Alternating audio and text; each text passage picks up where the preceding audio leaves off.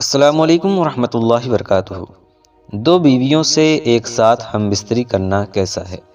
محترم ناظرین، آج کی اس ویڈیو میں آپ کے سامنے اسی مسئلے کو وضاحت کے ساتھ بیان کرنے والا ہوں کہ کیا دو بیویوں سے ایک ساتھ ہم بستری کرنا جائز ہے یا جائز نہیں ہے۔ تو دیکھیے، اس مسئلے کو آپ بہت اچھی طرح ذہن نشین فرما لیں کہ مذہب اسلام نے عورت کی عزت، شرم و حیا اور پاکیزگی کو محفوظ رکھنے کے لیے کچھ حدود رکھی ہیں۔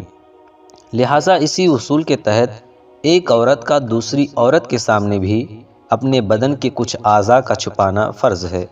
مثلاً ایک عورت کو دوسری عورت کے سامنے بھی اپنے ناف کے نیچے سے لے کر گھٹنوں تک بدن کا یہ جو حصہ ہے، یہ دوسری عورت کے سامنے بھی کھلا رکھنا جائز نہیں ہے، بلکہ بدن کا یہ حصہ دوسری عورت سے چھپانا فرض ہے، کیونکہ دوسری عورت کے سامنے بدن کے ان حصوں کا کھلا رکھنا فطری شرم و حیا کے خلاف ہے۔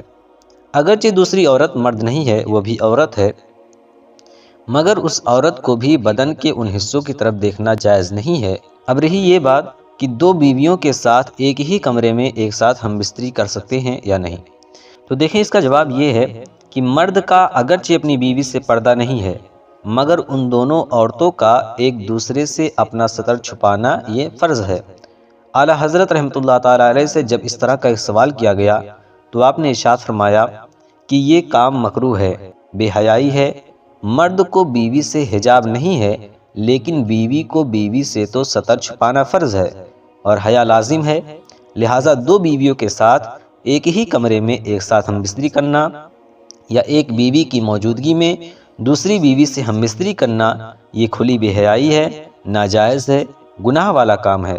تو خلاصہ کلام یہ ہے کہ مرد اپنی دو بیویوں کے ساتھ ایک ہی کمرے میں ایک ساتھ ہم بستری نہیں کر سکتا، یہ جائز نہیں ہے۔ ہمیں امید ہے کہ یہ مسئلہ آپ کو بخوبی سمجھ میں آ گیا ہوگا، اور اگر آپ کو ویڈیو پسند آئی ہو تو ویڈیو کو لائک اور چینل کو سبسکرائب ضرور کریں۔ السلام علیکم ورحمۃ اللہ وبرکاتہ۔